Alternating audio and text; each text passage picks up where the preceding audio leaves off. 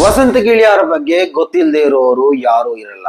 ಆದ್ರೆ ವಸಂತ ಗಿಳಿಯಾರ ಕರಾಳ ಮುಖವನ್ನ ಇವತ್ತು ರಾಜ್ಯ ಸರ್ಕಾರದ ಮಾನ್ಯ ಮುಖ್ಯಮಂತ್ರಿಗಳು ತೆರೆದಿಟ್ಟಿದ್ದಾರೆ. ಮಾತ್ರ ಅಲ್ಲ, ಈ ಒಂದು ಕಿಡಿಗೇಡಿಯ ವಿರುದ್ಧ FIR ಕೂಡ ದಾಖಲಾಗಿದೆ. ವಿಚಾರ ಏನಂತ ನೋಡ್ಕೊಂಡು ಬರೋಣ. ಸ್ನೇಹಿತರೆ, ಎಲ್ರಿಗೂ ನಮಸ್ಕಾರ. ಜನತಾ ಏಜೆಂಟ್ ಹೊಸ ವಿಡಿಯೋಗೆ ಎಲ್ರಿಗೂ ಸ್ವಾಗತ. ಕಳೆದೊಂದು ವಾರ ಆಯ್ತು ಜನತಾ ಏಜೆಂಟ್ ನಲ್ಲಿ ಯಾವುದೇ ವಿಚಾರಗಳನ್ನ ಇಲ್ಲಿ ಪ್ರಸ್ತಾಪ ಮಾಡಿರ್ಲಿಲ್ಲ. ಕೊನೆವರೆಗೂ ನೋಡಿ, ನಿಮ್ಮ ಅಭಿಪ್ರಾಯಗಳನ್ನ ಕಮೆಂಟ್ ಮಾಡಿ, ಜನತಾ ಏಜೆಂಟ್ ಸಬ್ಸ್ಕ್ರೈಬ್ ಮಾಡ್ಕೊಳ್ಳೋಕೆ ಮರೆಯದಿರಿ. ಸ್ನೇಹಿತರೆ, ವಸಂತ ಗಿಳಿಯಾರನ್ನ ಗೊತ್ತಿಲ್ಲದೆ ಇರೋರು ಯಾರಿರಲ್ಲ. ಆತನ ಕರಾಳ ಕೈಗಳು, ಆತನ ಕರಾಳ ಮುಖವು ರಾಜ್ಯದಾದ್ಯಂತ ನಮ್ಮ ದಕ್ಷಿಣ ಕನ್ನಡ ಜಿಲ್ಲೆಯಲ್ಲಿ ಪ್ರತ್ಯೇಕವಾಗಿ ಬಹಿರಂಗವಾಗಿದೆ. ಸೌಜನ್ಯ ಕೇಸ್ನಲ್ಲಿ ಹಲವಾರು ಬಾರಿ ಪೇಚಿಗೆ ಸಿಲುಕಿದಂತಹ ವ್ಯಕ್ತಿ ವಸಂತ ಗಿಳಿಯಾರ್. ಸತ್ಯ ಶೋಧನೆ ಅಂತ ಜನರನ್ನ ಮಂಕು ಬೂದಿ ಎರಚಿ ತಪ್ಪು ದಾರಿಗೆ ಎಳೆದಂತಹ ಓರ್ವ ಭೂಪ.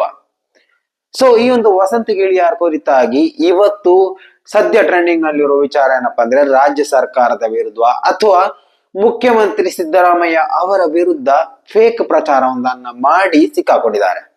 ವಿಷಯ ಏನಪ್ಪಾ ಅಂದ್ರೆ, ವಾರ್ತಾ ಪತ್ರಿಕೆಯನ್ನ ಹೋಲುವಂತಹ ಒಂದು ತುಣುಕನ್ನ ವಾರ್ತಾ ಪೇಪರ್ ರೀತಿಯಲ್ಲಿ ಕಟ್ ಮಾಡಿ ಡಿಜಿಟಲ್ ಮೀಡಿಯಾದಲ್ಲಿ ಏನೆಲ್ಲ ಮಾಡಕ್ಕಾಗುತ್ತೆ ಅಂತ ಎಲ್ರಿಗೂ ಗೊತ್ತಿರೋ ವಿಚಾರ. ಸೊ ಆ ಒಂದು ವಿಚಾರವಾಗಿ ಫೇಕ್ ನ್ಯೂಸ್ ಅನ್ನ ಪ್ರಕರಣ ಮಾಡ್ತಾರೆ. ಮಾತ್ರವಲ್ಲ, ವಾಟ್ಸಪ್ ಮುಖಾಂತರ, ಫೇಸ್ಬುಕ್ ಮುಖಾಂತರ ಇದನ್ನ ವೈರಲ್ ಮಾಡ್ತಾರೆ.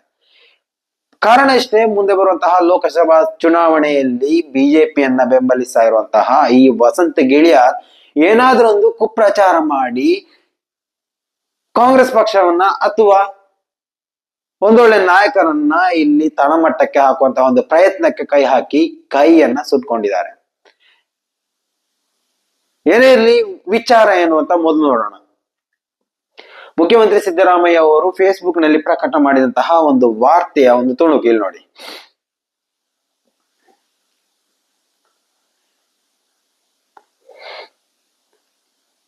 ಹಿಂದೂಗಳ ಅಗತ್ಯ ನಮಗೆ ಬೇಡ, ಮುಸ್ಲಿಮರ ಓಟು ಸಾಕು ಸಿದ್ದರಾಮಯ್ಯ. ಈ ಒಂದು ತಲೆಪಟ್ಟಿಯೊಂದಿಗೆ, ಮುಂದಿನ ಜನ್ಮದಲ್ಲಿ ಮುಸ್ಲಿಂ ಆಗಿ ಹುಟ್ಟಲು ಬಯಸುತ್ತೇನೆ, ಮುಸ್ಲಿಂ ಓಲೈಕೆ ಕುರಿತು ಬಿಜೆಪಿಗರ ಟೀಕೆ ಬಗ್ಗೆ ತಲೆ ಕೆಡಿಸ್ಬೇಡಿ ಅನ್ನೋತ ಆ ಒಂದು ಹಣೆ ಬರಹದಲ್ಲಿ ಒಂದು ವಿಚಾರವನ್ನ ಹಾಕ್ತಾರೆ. ಕಾಂಗ್ರೆಸ್ ನಂಬಿಕೆ ಇಟ್ಟಿರುವುದು ಮುಸ್ಲಿಂ ಓಟುಗಳನ್ನು. ಕಾಂಗ್ರೆಸ್ ಪಕ್ಷವು ಹಿಂದೂಗಳ ಓಟನ್ನ ನಂಬಿಕೊಂಡಿಲ್ಲ. ಪಕ್ಷದ ಚಿಹ್ನೆಯನ್ನ ಹಿಂದಿನ ಕಾಂಗ್ರೆಸ್ ನಾಯಕರು ಬದಲಾಯಿಸಿದ್ದಾರೆ. ಪಕ್ಷ ಕಟ್ಟಿರುವುದು ಮುಸ್ಲಿಂ ಆಧಾರದ ಮೇಲೆ ಹೊರತು ಹಿಂದೂಗಳ ಓಟದ ಮೇಲೆ ಅಲ್ಲ ಎನ್ನುವಂತಹ ಇಂತಹ ಒಂದು ವಿಚಾರಗಳನ್ನೇ ಪ್ರಸ್ತಾಪ ಮಾಡಿ ಪರಸ್ಪರ ಕೋಮು ವಿದ್ವೇಷನ ಹರಡುವಂತಹ ಒಂದು ಪ್ರಯತ್ನವನ್ನ ಮಾಡಿ ಕೈ ಸುಟ್ಕೊಂಡಿದ್ದಾರೆ. ಈ ಒಂದು ವಿಚಾರವಾಗಿ FIR ಕೂಡ ದಾಖಲಾಗಿದೆ. ಆ ಒಂದು ವಿಚಾರವಾಗಿ ಮುಖ್ಯಮಂತ್ರಿ ಅವರು ಸ್ವತಃ ತನ್ನ ಫೇಸ್ಬುಕ್ ವಾಲ್ ನಲ್ಲಿ ಬರ್ಕೊಂಡಿದ್ರು. ವಾರ್ತಾ ಪತ್ರಿಕೆಯನ್ನೇ ಹೋಲುವ ನಕಲಿ ಸುದ್ದಿ ತುಣುಕೊಂದನ್ನು ಸೃಷ್ಟಿಸಿ ಅದನ್ನ ಸಾಮಾಜಿಕ ಜಾಲತಾಣಗಳಲ್ಲಿ ಹರಿಬಿಟ್ಟ ಕುಕೃತ್ಯದಲ್ಲಿ ಭಾಗಿಯಾದ ಪ್ರಭಾಕರ್ ರೆಡ್ಡಿ, ವಸಂತ ಗಿಳಿಯಾರ್, ವಿಜಯ್ ಹರಗು ಮುಂತಾದ ಕಿಡಿಗೇಡಿಗಳ ವಿರುದ್ಧ ದೂರು ದಾಖಲಾಗಿದೆ. ಫೇಕ್ ನ್ಯೂಸ್ಗಳ ಸೃಷ್ಟಿ ಮತ್ತು ಹರಡುವಿಕೆಯನ್ನು ನಮ್ಮ ಸರ್ಕಾರ ಅತ್ಯಂತ ಗಂಭೀರವಾಗಿ ಪರಿಗಣಿಸಿದೆ. ಯಾರು ಕೂಡ ಅಂತಹ ಕಾನೂನು ಬಾಹಿರ ಕೃತ್ಯಕ್ಕೆ ಕೈ ಹಾಕಬಾರದು ಎಂದು ಹಲವು ಬಾರಿ ಎಚ್ಚರಿಕೆಯನ್ನು ನೀಡಿದ್ದೆವು. ಆದರೂ ನನ್ನ ವಿರುದ್ಧವೇ ಸುಳ್ಳು ಸುದ್ದಿ ಸೃಷ್ಟಿಸಿ ಜನರ ದಾರಿ ತಪ್ಪಿಸಲು ಯತ್ನಿಸಿದ್ದಾರೆ. ಕಾನೂನಿನ ಮೂಲಕ ಈ ಪ್ರಕರಣವನ್ನ ತಾರ್ಕಿಕ ಅಂತ್ಯಕ್ಕೆ ಕೊಂಡೊಯ್ತಾ ಇದ್ದೇವೆ. ಈ ತಾರ್ಕಿಕ ಅಂತ್ಯ ಅಂತ ಕೇಳುವಾಗ ಹಲವಾರು ಬಾರಿ ಈ ವಸಂತ ಗಿಳಿಯಾರ್ ಅವರ ಫೇಕ್ ಲೈವ್ ಫ್ಯಾಕ್ಟರಿಯಿಂದ ಹೊರಬಂದಂತಹ ನುಡಿಮುತ್ತುಗಳು.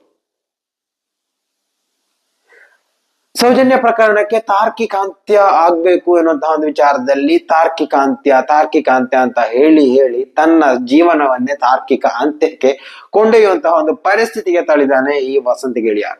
ಈ ಮೊದಲೇ ನಾವು ಒಂದು ವಿಚಾರ ಹೇಳಿದ್ದು, ದಕ್ಷಿಣ ಕನ್ನಡ ಜಿಲ್ಲೆಯ ಲೋಕಸಭಾ ಬಿಜೆಪಿ ಅಭ್ಯರ್ಥಿ ಬ್ರಿಜೇಶ್ ಚೌಟ ಅವರ ಪರವಾಗಿ ಬ್ಯಾಟ್ ಬೀಸಿದಾಗಲೇ ಬ್ರಿಜೇಶ್ ಚೌಟ ಪಾಳ್ಯದಲ್ಲೇ ತಮ್ಮ ಸೋಲಿನ ಕಹಿ ಅನುಭವ ಅಲ್ಲಿ ಹರಡ್ತಾ ಇತ್ತು. ವಸಂತ ಗಿಳಿಯಾರ್ ಇದ್ರೆ ನಾವು ಚೌಟಗೆ ಓಟು ಹಾಕಲ್ಲ ಅನ್ನುವಂತ ಕಡತುಂಡವಾಗಿ ಬಿಜೆಪಿ ಕಾರ್ಯಕರ್ತರೇ ಎಚ್ಚರಿಸಿದ್ರು. ಆದಾಗ್ಯೂ ಈ ವಸಂತ ಗಿಳಿಯಾರ್ ಆಟ ಮತ್ತು ನಿಂತಿರ್ಲಿಲ್ಲ. ಇವಾಗ ಮುಖ್ಯಮಂತ್ರಿ ಅವರನ್ನ ಕೆಣಕಿ ತನ್ನ ಜೀವನವನ್ನೇ ಜೈಲಿನಲ್ಲಿ ಕೊಳೆಯುವಂತಹ ಪರಿಸ್ಥಿತಿಗೆ ತಂದೊಡ್ಡಿದ್ದಾರೆ. ಏನೇ ಇರ್ಲಿ, ಮುಂದಿನ ಮಾಹಿತಿಯಿಂದ ಮತ್ತೆ ಭೇಟಿಯಾಗೋಣ. ಅಲ್ಲಿವರೆಗೂ ನಮಸ್ಕಾರ.